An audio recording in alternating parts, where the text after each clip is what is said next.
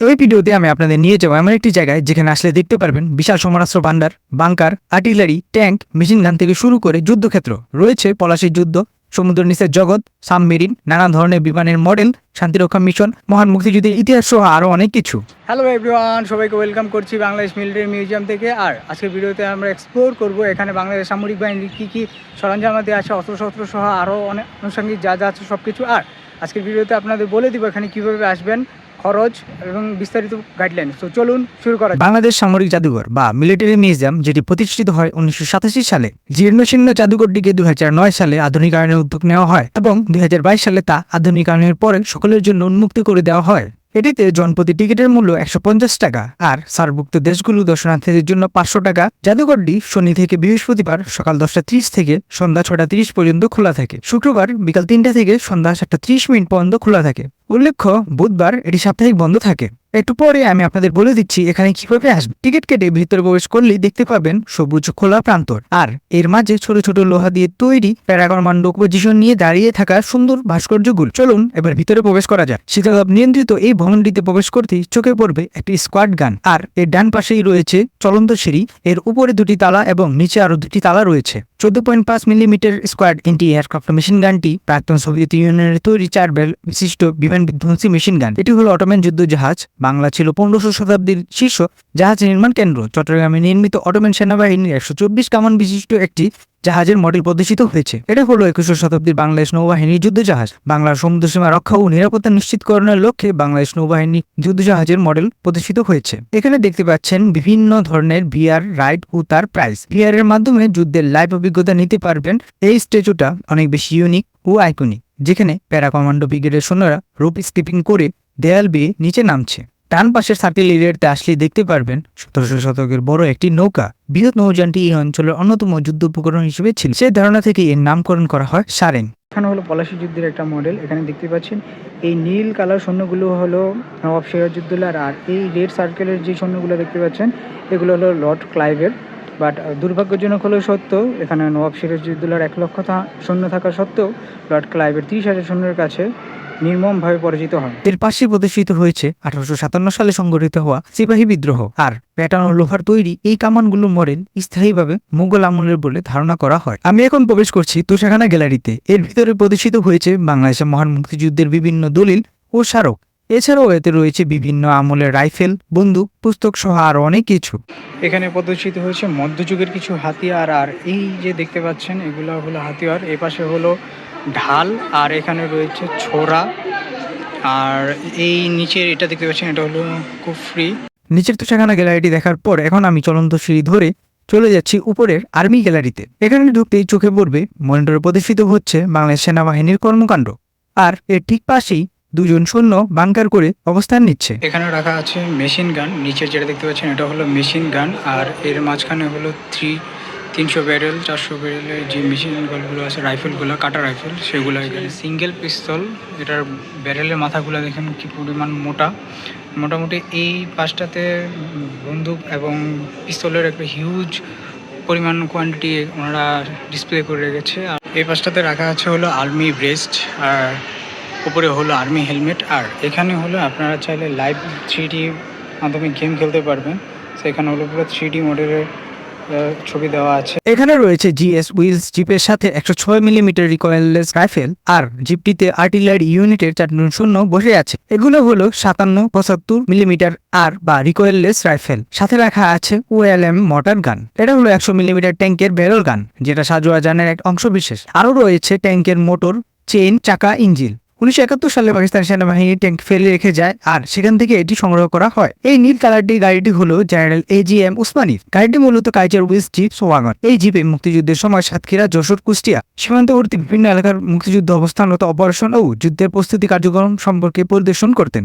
এখানে দেখতে পাচ্ছেন যুদ্ধাহত এক সৈনিককে স্ট্রেচারে করে অ্যাম্বুলেন্সে তোলা হচ্ছে। এটা হলো বাংলাদেশের প্রথম পতাকা। এটি নকশা করেন শিবনারায়ণ রায়। 1971 সালের 2রা মার্চ ঢাকা বিশ্ববিদ্যালয়ের বটতলায় প্রথম উত্তোলন করা হয়। মুক্তিযুদ্ধ ও সেনাবাহিনী এই জাদুঘরটার এই পাশটাতে আসলে দেখতে পারবেন এখানে প্রদর্শিত হয়েছে হাউজার কামান, আর এই পুরো এরিয়াটাতে আরও কিছু অস্ত্রশস্ত্র, মানে 50 ব্রাউনিং মেশিন গান M2 এখানে প্রদর্শিত হয়েছে।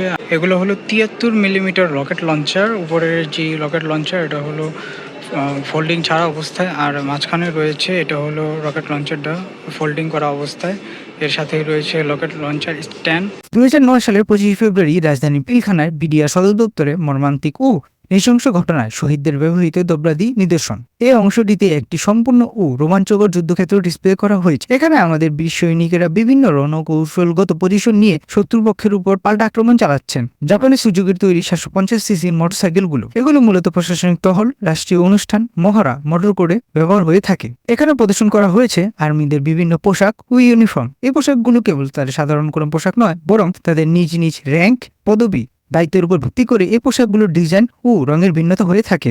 একজন বীর সৈনিক ঘোড়ার পিঠে চড়ে অত্যন্ত দৃঢ়তা ও সাহসিকতার সাথে তরবারি উঁচিয়ে গার্ড অফ অনার প্রদর্শন করছেন।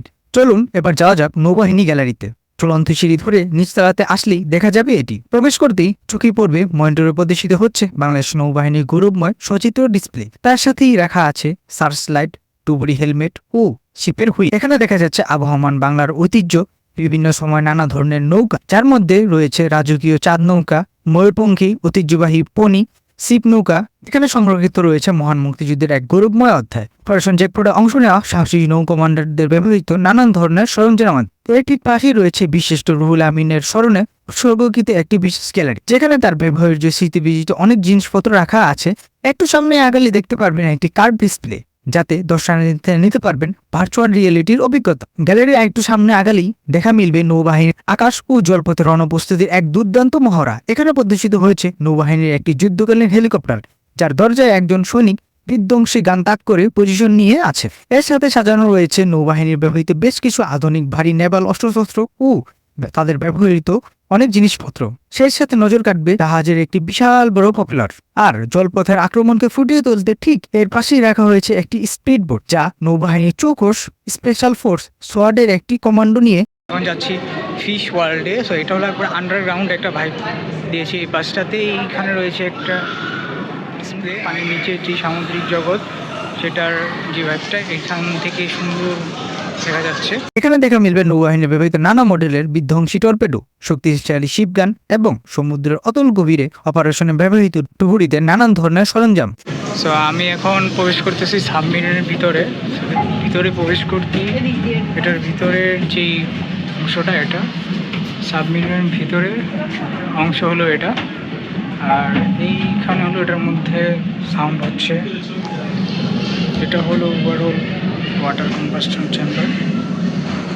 এটি মূলত জাহাজে নাবিকদের খাবার পরিবেশন বা সার্ভ করার একটি বাস্তবসম্মত দৃশ্য। এর ঠিক পাশেই দেখা যাচ্ছে নৌবাহিনীর ঐতিহ্যবাহী ব্যান্ডতল।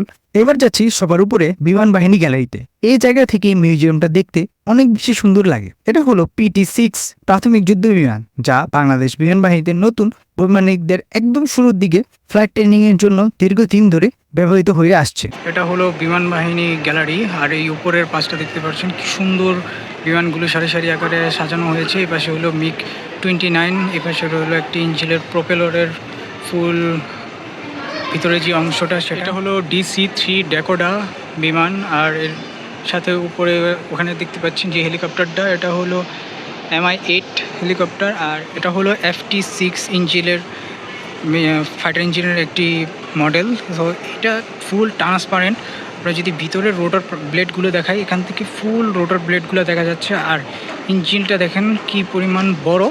এখানে প্রদর্শিত হয়েছে আরও কিছু ছোট ছোট বিমানের মডেল, MiG-21, CH-MK5, N-24 বলাকা। এই বিমানগুলোর যে লাইভ ডেমনস্ট্রেশন মডেলগুলো, সেগুলো হলো আমার আরেকটা ভিডিওতে আছে। বিমান বাহিনী জাদুঘর নিয়ে আমার একটা ভিডিও ছিল, সেই ভিডিওতে আপনারা দেখতে পারবেন। আমি এখন প্রবেশ করছি হলো UN পিস কিপিং মিশন বা বাংলাদেশ সেনাবাহিনী, নৌবাহিনী, বিমান বাহিনী যারা জাতিসংঘ মিশনে দায়িত্ব পালন করে স্মারক সম্বলিত এই UN পিস কিপিং যে গ্যালারিটা, এটা তৈরি করা হয়েছে। আর এই গ্যালারির ভিতরে ঢুকলেই প্রথমেই দেখতে পাচ্ছেন সবগুলো দেশের পতাকা, শান্তিরক্ষী মিশনে যারা দায়িত্বরত ছিল। আর এগুলো হলো SUV-গুলা শান্তিরক্ষা মিশনে। UN পিস কিপিং মিশন 1992 সাল থেকে যে কটা দেশের বাংলাদেশ সশস্ত্র বাহিনী শান্তিরক্ষা মিশনে দায়িত্বরত ছিল, তাদের এখানে একটা প্রতিচ্ছবি এখানে দেখতে পাচ্ছেন। এটা হলো শান্তিরক্ষার সেই ব্লু হেলমেট। এখানে প্রদর্শিত হয়েছে পার্বত্য চট্টগ্রামের বাংলাদেশ সশস্ত্র বাহিনী কর্তৃক নির্মিত রাস্তা ও উন্নয়ন প্রকল্প। আর এই পাশটাতে রয়েছে সেনাদের জীবনযাপন, কীভাবে তারা ক্যাম্প করে, বাংকার করে অবস্থান করে, সেটা ঘোরাঘুরির পাশাপাশি দর্শনার্থী বিশেষ করে বাচ্চাদের আনন্দের জন্য এই মিউজিয়ামের ভিতরে রয়েছে ছোট্ট একটি চমৎকার টয় ও সুভেনিয়ার স্টোর। মিউজিয়ামের পরিদর্শনের চমৎকার এই স্মৃতি স্মারক হিসাবে ধরে রাখার জন্য এখান থেকে পছন্দসই যে কোনো খেলনা বা উপহার সামগ্রী কেনা যাবে। ঘোরাঘুরির মাঝে খাওয়া দাওয়ার জন্য এখানে রয়েছে নিহারিকা নামে একটি চাইনিজ রেস্তোরাঁ। ভিতরের পরিবেশটা অনেক বেশি সুন্দর। আমি ট্রাই করেছিলাম চিকেন স্টেক বার্গার, এর দাম 350 টাকা। বার্গারটির টেস্ট আমার কাছে এভারেজ লেগেছে।